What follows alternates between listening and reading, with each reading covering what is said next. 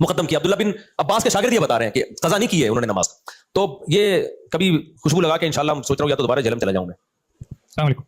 मैं इंजीनियर से गुजारिश करता हूं बस, क्योंकि बार बार टॉपिक आता है, मुझे एक दफा अपने सामने बैठने दे। आपसे सवाल पूछूंगा, आपने ये जो हदीस पढ़ी थी उस दिन, इसका जो तर्जमा किया था, ये कौन सी किताब में लिखा हुआ है ये वाला तर्जमा? तो ऐसे ऐसे ब्लेंडर हैं, लेकिन आपने यानी बॉलिंग भी खुद ही, बैटिंग भी खुद ही, और एम्पायर भी खुद ही।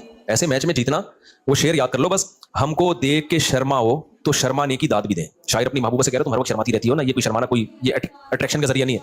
हमको देख के शर्माओ तो शर्माने की दाद भी दें, आईने में देख के खुद को शर्माने से क्या होगा? यानी तुम आईने में खड़े होकर अपने आप को देख के शर्माती रहती हो, वहां तारीफ करने वाला कोई भी नहीं है। तो अपने ही मुंह मियां मिट्ठू बनना बहुत आसान होता है। कभी खुशबू लगा के आप अंडा मोड़ाओ, हमारे सामने बैठ जाओ या हमें अपने सामने बैठने दो, फिर हम देखेंगे इन तिलों में तेल कितना है।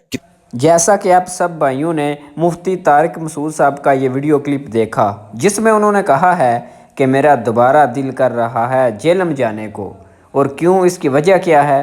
उसकी वजह भाइयों ये है कि आप सबको पता ही होगी कि सोशल मीडिया पे इस वक्त मुफ्ती तारिक मसूद और इंजीनियर मोहम्मद अली मिर्ज़ा साहब के दरमियान जो इस वक्त डिस्कशन चल रही है, जो समझ लें कि मुनाजरा चल रहा है, वो ये है नमाज़ें जमा करने के ऊपर, जिसमें इंजीनियर मोहम्मद अली मिर्ज़ा साहब का ये मौक़िफ़ है।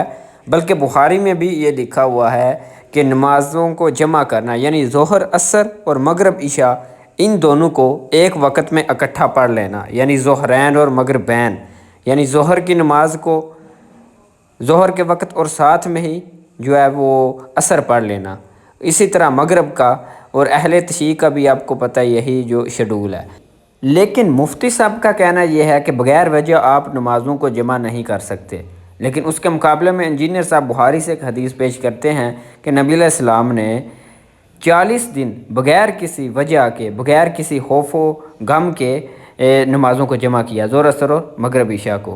खैर ये अलग टॉपिक है। तो इस वक्त जो सोशल मीडिया पे धूम मची हुई है, वो इसकी वजह मेन ये है। अब मुफ्ती तारिक मसूद साहब कब जेलम अकेडमी जा रहे हैं, उसकी मुकम्मल डिटेल मैं आपको दे दूंगा जब इसकी मुकम्मल डिटेल आएगी। अभी वो कब जा रहे हैं कोई पता नहीं। फ़िलहाल उन्होंने इतना कहा है कि मैं जेलम अकेडमी मतलब कि जाना चाहता हूँ, उन्होंने ख्वाहिश का इजहार किया है।